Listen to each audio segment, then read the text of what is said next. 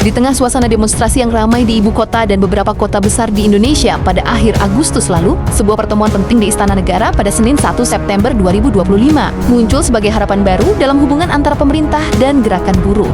Presiden Prabowo Subianto mengundang para pemimpin utama Serikat Pekerja Nasional, termasuk Said Iqbal dari Konfederasi Serikat Pekerja Indonesia, Andi Gani Nenawiai dari Konfederasi Serikat Pekerja Seluruh Indonesia, serta Jumhur Hidayat dan Eli Rosita Silaban dari Konfederasi Serikat Buruh Seluruh Indonesia.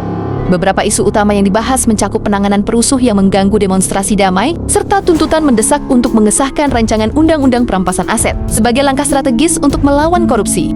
Pertemuan ini menggambarkan pergeseran paradigma dalam interaksi antara elit politik dan kelas pekerja. Buruh, yang seringkali digambarkan sebagai suara bawah yang rentan terhadap represi, kini menemukan ruang dialog langsung dengan pemimpin negara. Andi Gani menegaskan komitmen buruh untuk berdiri di samping presiden, sambil menolak keras aksi anarkis yang mengancam stabilitas ekonomi politik. Prabowo, menurut para pimpinan buruh, merespons dengan janji konkret, segera mendorong pembahasan RUU perampasan aset di DPR yang sudah menggantung selama puluhan tahun, serta RUU Ketenagakerjaan untuk mengatasi isu PHK dan outsourcing.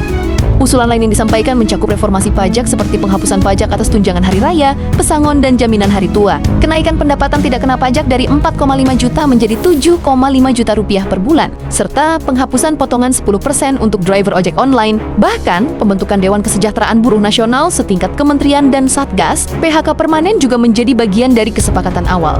Pertemuan kali ini juga membahas topik sensitif tentang flexing gaya hidup mewah para anggota DPR dan menteri yang dianggap menyakiti hati masyarakat di tengah situasi ekonomi yang sulit. Kehadiran Ketua DPR Puan Maharani menambah nuansa kolaboratif, meskipun masih ada tantangan yang harus dihadapi. Prabowo mengakui bahwa dia tidak bisa melakukan semuanya sendiri dan perlu dukungan dari DPR serta partai-partai politik untuk mewujudkan semua janji tersebut. Secara keseluruhan, acara ini membangun narasi positif di kalangan buruh, di mana harapan mereka tidak lagi diabaikan, melainkan ditanggapi dengan cepat. Berbeda dengan era sebelumnya, di mana tuntutan serupa seringkali diabaikan.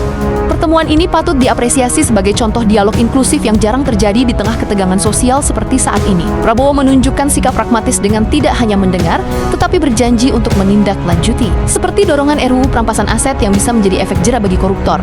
Demonstrasi akhir Agustus yang berujung ricuh, termasuk kematian Afan, mengingatkan kita bahwa buruh bukan hanya mencari janji, tapi implementasi nyata untuk mengurangi kesenjangan sosial. Jika RUU perampasan aset dan reformasi ketenagakerjaan benar-benar diprioritaskan, ini bisa menjadi tonggak reformasi yang memperkuat demokrasi Indonesia. Sebaliknya, jika terhambat oleh kepentingan politik, kepercayaan publik bisa semakin terkikis, memicu eskalasi protes yang lebih besar.